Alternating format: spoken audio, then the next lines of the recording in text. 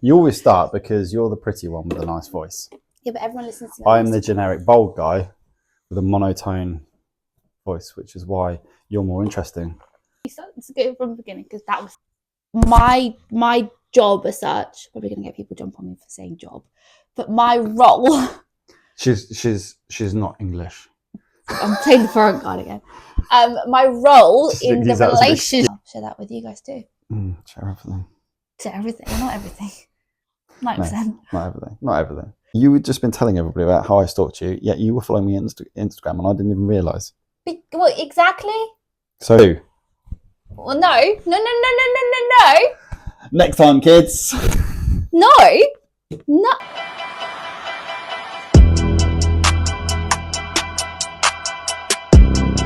you start because I always start at like my Instagram.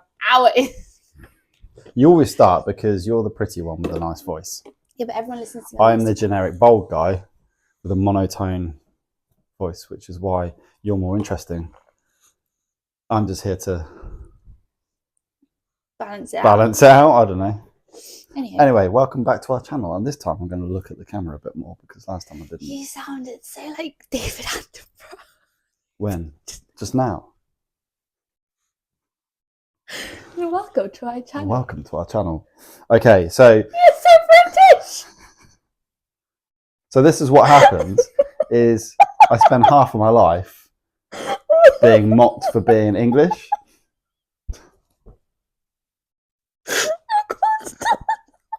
What? Why is it so funny? Okay, sorry. Okay, take right. 3. Okay.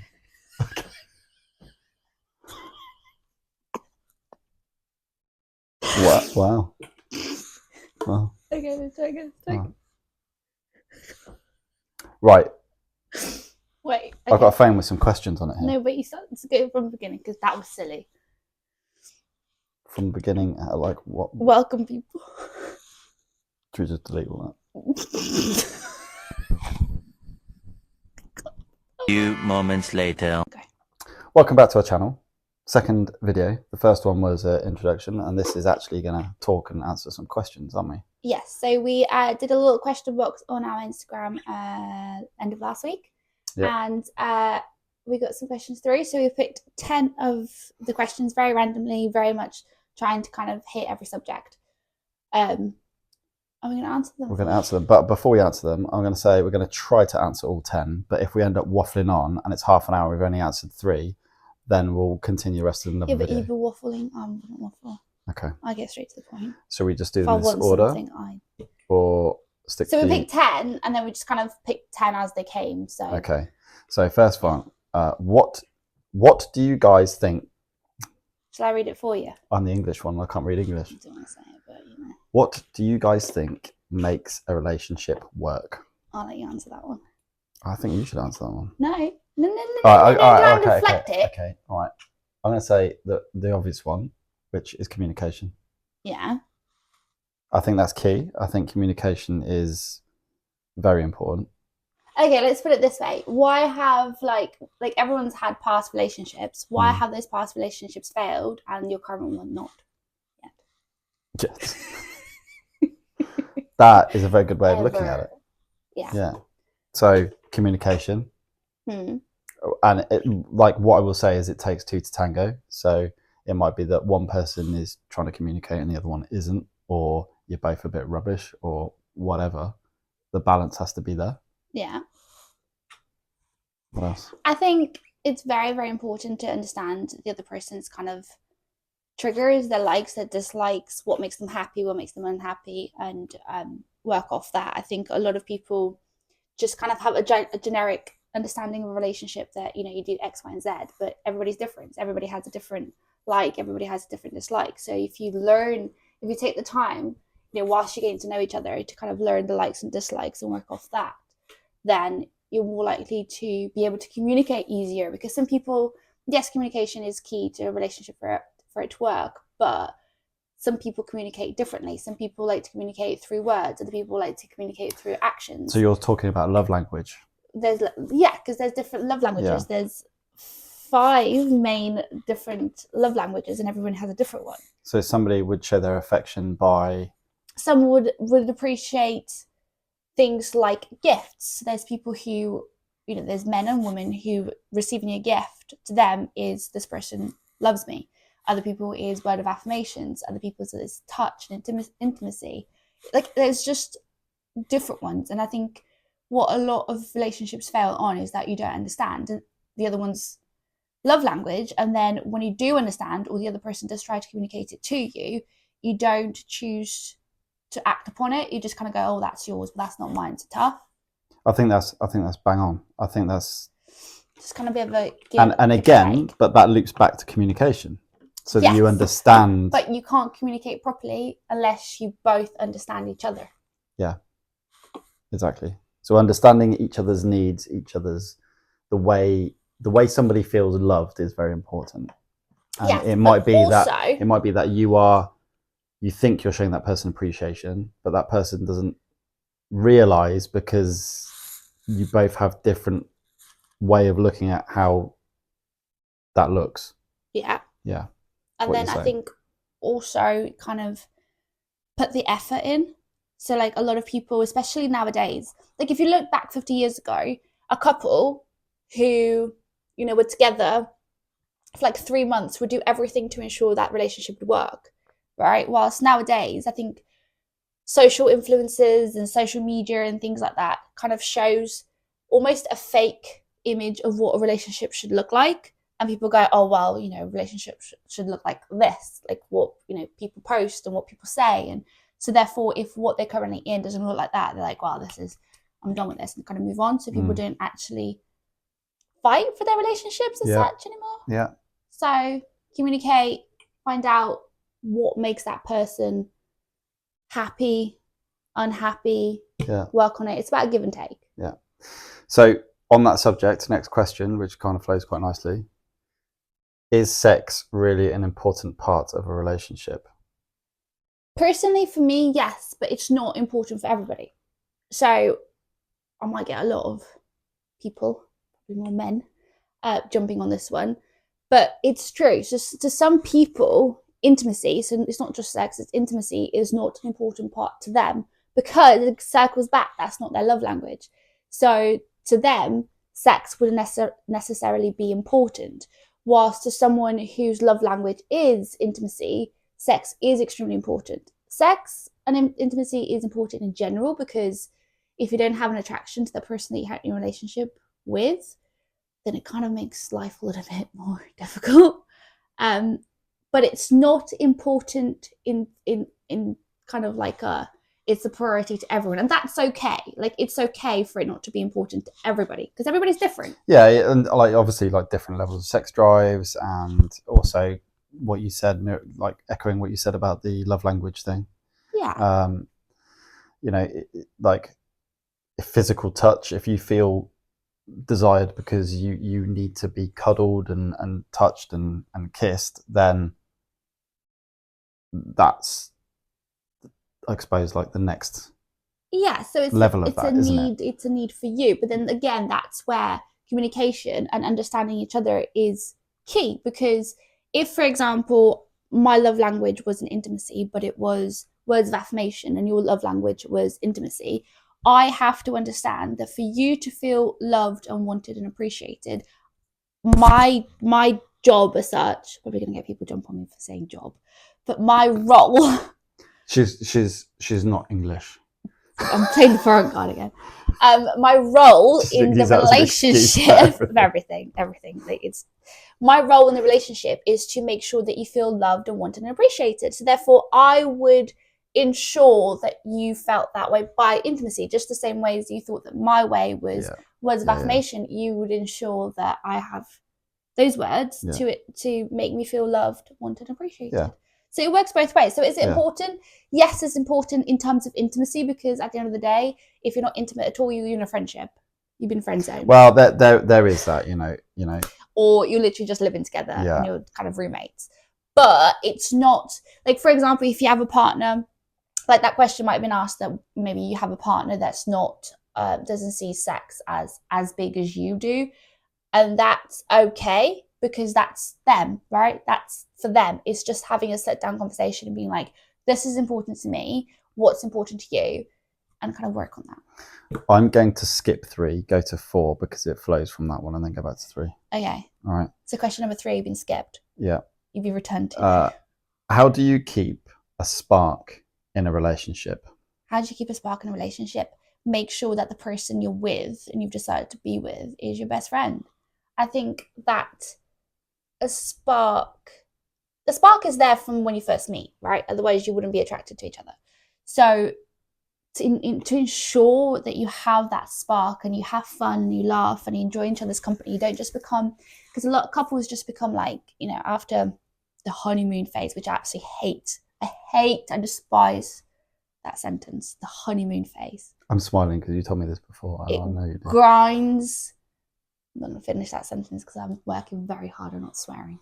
Because you give me more editing to do. Yeah. So I'm not going to swear, but it grinds on someone.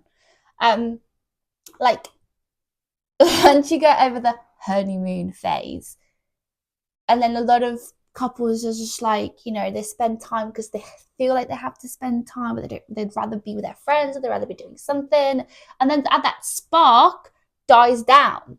So if you when you're getting to know each other right at the beginning, and you build on that spark, but also choose to be friends, so choose to have fun, not just coupley things, like choose to be best friends, choose to learn each other on a deeper level, choose to kind of be free to talk about anything and everything. Don't be one of those couples that's like, I wouldn't tell my girlfriend that, I wouldn't tell my boyfriend that, because you're scared of the nagging, the repercussions. The nagging. Oh dear God, the nagging. That's another word. Like, be free to do so. Can I say, each one of these questions, we could do a whole video just on one of these questions. Because I talk I think if this second video we're putting out there, we're trying to kind of bash through a few questions, but I do feel that this might evolve and it might be a whole video. I would do a relationship video for you guys. Yeah. So you guys. But this is where we need people to put in the comments. Because what is it that you want us to kind of because we're new to this as well. No, for sure. But yeah, be best friends. Okay. So so this next question, these are all questions I'm firing at you because this is kind of your area. But this next question, I'm good at relationships, is failed in a few. Failed in a few, but you learn from your mistakes. Not failing this one. This next one, I feel you could definitely do an entire video on it. Go on, shoot. All right. 3 things that improve mental health when you're struggling. Now, so you don't talk for 20 minutes. Bullet points, go. That's not very cool. But it says 3 things. Right, 3 things to help improve your mental health when you're struggling. Move. So exercise is a massive thing. Healthy body, healthy mind. Well, yeah, but a lot of people who are struggling, kind of go into this dark zone, don't want to move and you just want to stay in bed all the time. Move your body. That's whether it's an hour in the gym, whether it's going for a walk, whatever it is. Move your body. Write down the things that you're struggling with. So actually grab pen to paper, or even on your phone if you prefer to do it on your phone, or even voice notes. But I know you can just record voice notes to yourself on some phones. I don't know what the app is, but there's an app for that. There's an app for that. Just talk it out. Just say things out loud, or put pen to paper and just write it all down. Everything that you're going through, everything that you're struggling, everything that you want to be better.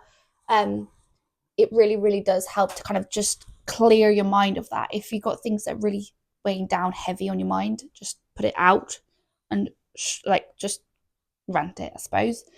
And the third one, well, it kind of depends what it is that you're struggling with, but definitely reach out to someone and speak about it. So the same kind of idea as writing it down or voice noting it, or whichever way you choose to do it. Speak to someone that you trust, because sometimes it's the relief of getting it out of your brain and everything that's going on in your brain, and it becomes this kind of dark little bubble that you're kind of living in. So just kind of talk to someone you trust, let it all out, and I think those are the 3 things I'd say for now before I go into a whole video and you tell me off.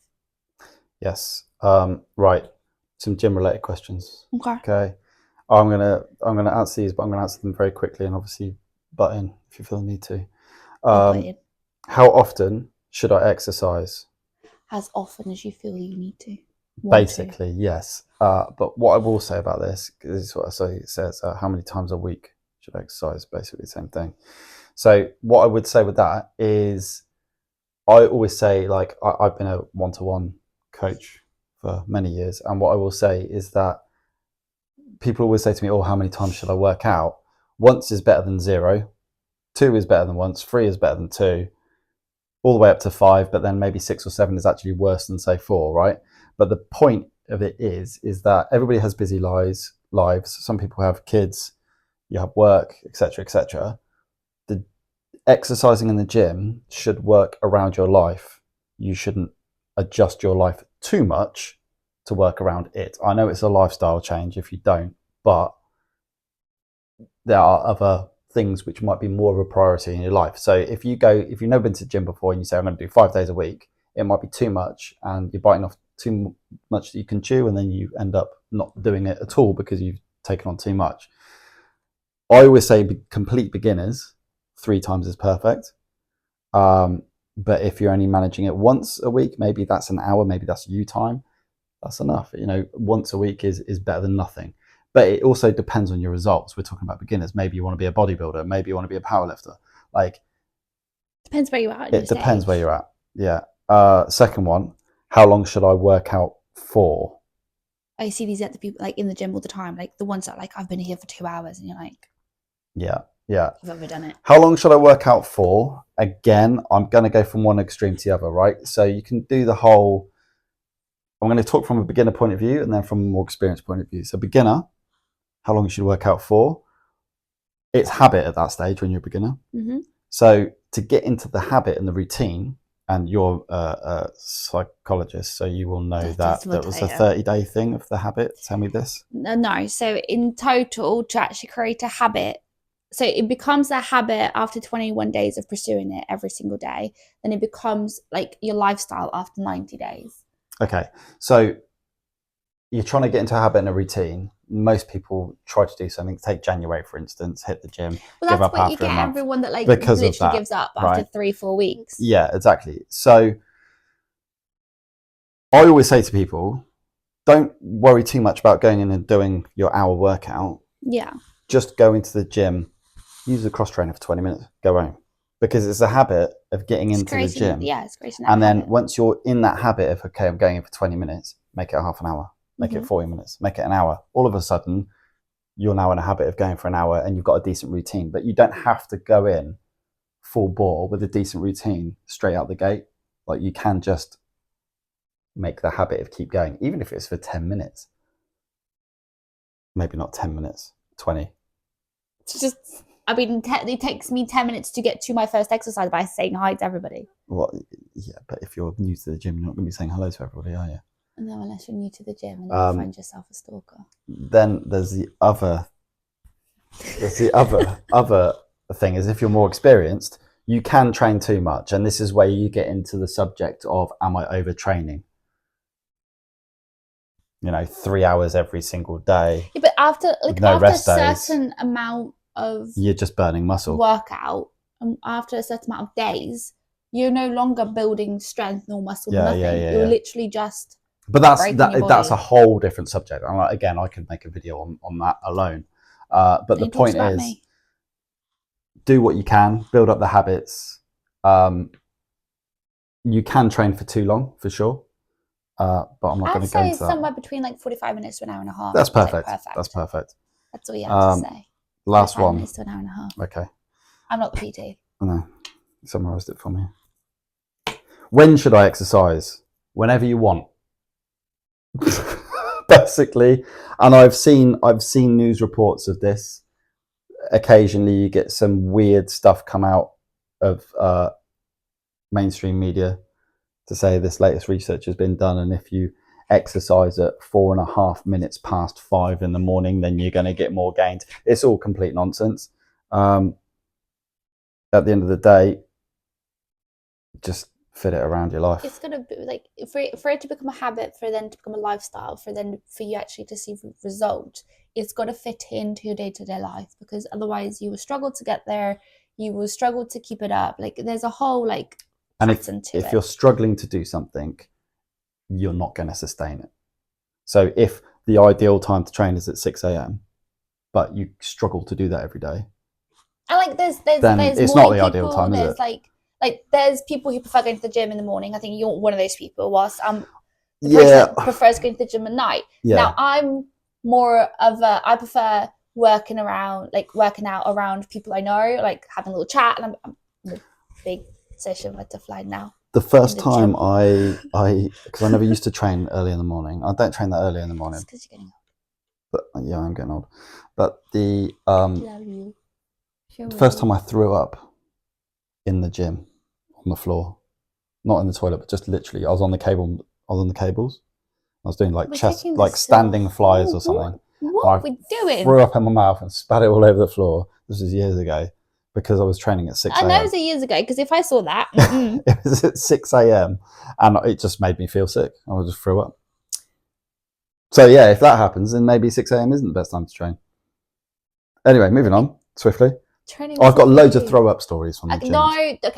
If you want to hear throw up stories, put it in the comments and we'll make a video on it. No. I've got loads of them. Don't do that. Don't do that. Right, where were we with this? Number 5. Okay, how to balance fitness, work, family, etc. How do you guys do it? I think it's hard, but it's not. I actually spoke to a client about this a few months ago, and a lot of people say, oh, you do so many things, you life is really busy, like how do you keep on top of it all? And I've always said, you make yourself 3 priorities. So what's the 3 priorities to you personally that day? So for example, my everyday, my 3 priorities are work, you, the kids. So those are my 3 priorities. So whatever I have to do, I have to ensure that those 3 are done. And then obviously the gym is another priority to me. I should have said 4 priorities. I have 4 priorities. You're number 1. You and the kids are number 1. Then work and you. To recap that one. And I make sure that I fit all those in. So, it's about making a daily list. I have my daily lists that I make on every single day. It's quite sad. But I will put the 4, I can't talk anymore. I'm talking for too much. The 4 top things that I have to do, like the must-dos of that day, and then everything else follows. So, for example, I will ensure that I have, time, like the school runs and the school pickups, and then for the kids, like I ensure I have blocks of times to do that, and then I ensure that I have, time that I get to spend with you. We get to, whether it's to do work or whether it's to do just us and our relationship, and then I ensure that I have, an hour at least set out to work out. And then I ensure that everything else, gets filled up with work and everything is done for the day. So it's just about prioritizing what it is that you want to do that day and then just sticking to it. And then you'll see that slowly it becomes a habit, and then slowly it becomes a lifestyle even, foreign card. And then you kind of just roll into it. Human beings are creatures of habit. So it's just making the habits what you want them to be rather than but then ones. I could go into a whole different thing about making it too much of a habit that you get bored of it. Yeah. So that's why you say to yourself, like, your top priority things that you must do that day and fit it in around that day. So it doesn't necessarily have to be every single day. I'll go to the gym at 9. I step into the office at 10. I go and see you for lunch at 12:30, and then that's an itinerary. Well, yeah, if you follow that every single day, then you will get stuck in a rut, and then you'll just get bored of your life. So it's literally, what's your priorities for the day? Fit it in as you can, and we try to fit in our schedules together as well, because obviously he sees his one-to-one clients. I've got work, and we've got the kids, and so every day is a different day. But we ensure that the things that are priority to us are met. Right.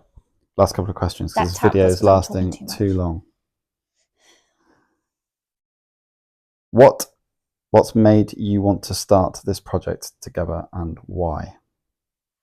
I think it's just us. So we talk a lot, and we tend to have these conversations that we're currently recording before we go to sleep.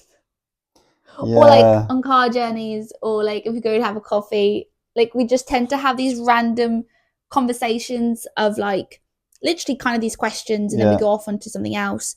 So that's probably one of them, and we're like, well, we talk about these things, and then when we kind of talk to other people, they always ask us advice, and they always ask us about our life, because our backstory is quite a story. That's going to be a whole separate thing. That's going to be a whole separate thing. So we thought, well, why not kind of share it out with the world a little bit more? And then obviously there's the fitness part, and that's kind of how we met. We met through fitness. Well, that answers the next question. How did you guys meet? So roll it into hold on. We met through fitness, so we thought, well, we both have a passion for fitness, so we could also combine that. And then we're just very active in elsewhere, so we thought, well, might as well share that with you guys too. Share everything. Share everything. Well, not everything. 90%. Not everything. Not everything. You could always request some things, though, can you? You could always request. Take on requests. That's not the point. Not the point. So we just thought we might as well, it's us, it's our personalities, it's who we are. So why not kind of share it with the world? And we'll see how it works, Do we have massive expectations? No, but at the same time, why not put ourselves out there and see where it takes us? So here we are. That's it. What was the other question? That was it. How did we meet? Oh, how did we meet? We met in the gym. Yeah. Met in the gym. He stalked me for You keep saying that. ages. You keep saying that. He stalked me for ages. You got to stop saying that because it's not true. He stalked me for ages. No, I didn't. You, for like a good 6 months, you would stare no. at me across the gym. Fade. No. Thanks for watching. You would stare at me for 6 months without talking to me. Who's staring at who? I might have stared at you a few times, but not as many times as you stared at me. And then you decided to have the courage to pipe up and come and say hi. And you started off the sentence with, actually, the very first time was, "You've been coming to the gym often." Sentence number 1. Right? That was number 1. Like, the most, cheesy kind of sentence. I might as well have said, "Hey, do you come here often?" It was the closest that it was like gym version. Nah, it is. Who has a good memory? And then the second time he came and spoke to me, I was on the cables. He was a cable girl because I was always on the cables. And he decided to come and tell me he was a posh farmer.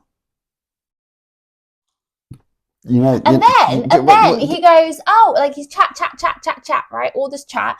And then he goes, "Oh, do you have an Instagram?" And I was like, "Yes, I follow you. I've been following you for 2 months." He's like, "No." Yeah. So hang on. 2 things there. Nobody knows what the hell a posh farmer is unless you live within about a 10-mile radius of here. It's the way you talk. Right. A posh farmer is the way he talks. Secondly. Yeah. You had just been telling everybody about how I stalked you, yet you were following me on Instagram and I didn't even realise. Well, exactly. So who was stalking who? Well, no. Next time, kids. No.